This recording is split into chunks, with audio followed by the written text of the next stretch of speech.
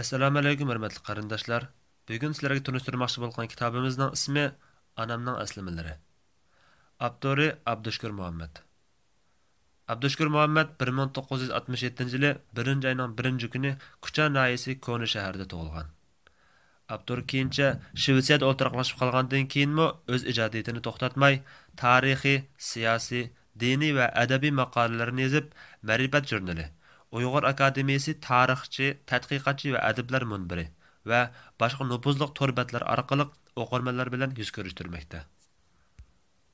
ئانامنىڭ ئەسلىمىلىرى ناملىق bu kitobdan bir mehribon onaning og'zidan qadimiy ko'san diyori Kuchaning o'rta asrdagi tarixiy va madaniyatini, Kuchada yashab o'tgan ilm ahlilari va qadimiy yerlarni va xalqimizning shu davrlardagi turmush kartinasini bilib olamiz.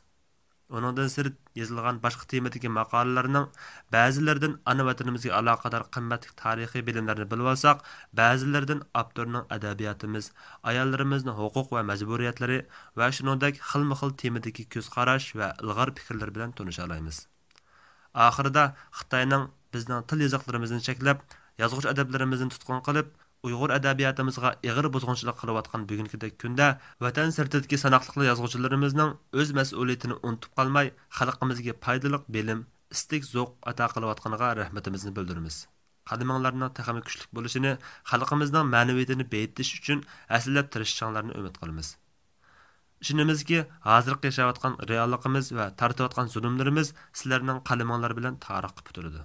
Va avlodlarimiz bu qora kunlarimizni hech bir zaman unutmaydi. Ham bu ulug' kurashni davomlashtiradi. Tuvanda sizlarga mushu kitobdagi qiz ayollarning tarixni bilish majburiyati bor degan maqolasidan azroq o'qib bermoqchi. Ayollar insoniyatning yarmini tashkil qiluvchisi bo'lish sifati bilan o'zlari yaratgan tarixni bilishi zarur. Ularning tarixda iz qoldirgan g'oyat zo'r tuhfalarga ko'z yumishqa bo'lmaydi. Ular tarix sahnasida nomsiz qahramonlik obrazi bilan tarix kitobining har bir bitiga singib ketgan. Ular erlarga o'xshashla tarixning yaratquchilari va guvohchilari. Shunga ularning tarixni bilish majburiyati bor. Bo'libmi bizning qiz ayollarimizga qarata taxmi shundoq. Ayollar millatning onasi, bolalarning tunji tarbiyachisi. Har qanday bola tunji darsni onasidan oladi. Bolalarning tunji o'rgangan narsasi toki hayotining oxirigacha mangu esidan chiqmaydigan asosiy bilimga aylanadi. Oldin olgan bilimning qanday bo'lishi bolaning keyingi taqdirida muhim rol o'ynaydi. Bolaning kichkidilla xalqparvar, vatanparvar, oliyjanob qo'rqmas bo'lib yetishib chiqishi umuman onaning tarbiyasidan keladi. Ona tarixini, hatto o'zining tarixini bilmasa, bolani qandaqmi mundaq fazilat bilan tarbiyalay olsin?